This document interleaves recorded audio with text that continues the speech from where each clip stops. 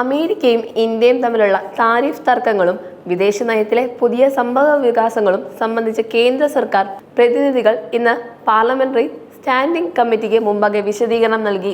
കോൺഗ്രസ് എംപിയും നയതന്ത്രജ്ഞനുമായ ശശി തരൂർ അധ്യക്ഷനായ സമിതിക്ക് മുന്നിലാണ് കേന്ദ്രം നിലപാടറിയിച്ചത്. രാജ്യത്തിന്റെ താൽപര്യങ്ങൾ സംരക്ഷിക്കാൻ ഇന്ത്യ സ്വീകരിച്ചതും സ്വീകരിക്കാൻ പോകുന്നതുമായ നടപടികളെക്കുറിച്ച് ഉദ്യോഗസ്ഥർ സമിതിയെ ധരിപ്പിച്ചു. വിദേശകാര്യ മന്ത്രാലയത്തിൽ നിന്നും വാണിജ്യ വ്യവസായ മന്ത്രാലയത്തിൽ നിന്നുമുള്ള പ്രതിനിധികളാണ് സമിതിക്ക് മുന്നിൽ ഹാജരായത്. US-ഇന്ത്യ വ്യാപാര ബന്ധങ്ങൾ, ഇരു രാജ്യങ്ങളും തമ്മിലുള്ള വ്യാപാര തർക്കങ്ങൾ, താരിഫ് വിഷയങ്ങൾ എന്നിവയാണ് പ്രധാനമായും ചർച്ച ചെയ്തത്. അമേരിക്കയുടെ പുതിയ സാമ്പത്തിക നയങ്ങൾ ഇന്ത്യയെ എങ്ങനെ ബാധിക്കുന്നുവെന്നും അതിനെ പ്രതിരോധിക്കാൻ രാജ്യം സ്വീകരിക്കുന്ന തന്ത്രങ്ങളെക്കുറിച്ചും വിശദമായി ചർച്ച ചെയ്തു.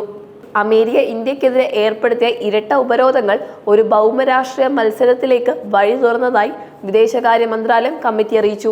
അമേരിക്കയുമായുള്ള ബന്ധത്തിൽ വിശ്വാസത്തിന് കോട്ടം സംഭവിച്ചിട്ടുണ്ടെങ്കിൽ ക്രിയാത്മകമായ ചർച്ചകൾക്ക് ഇന്ത്യ പ്രതിജ്ഞാബദ്ധരാണെന്നും മന്ത്രാലയം വ്യക്തമാക്കി.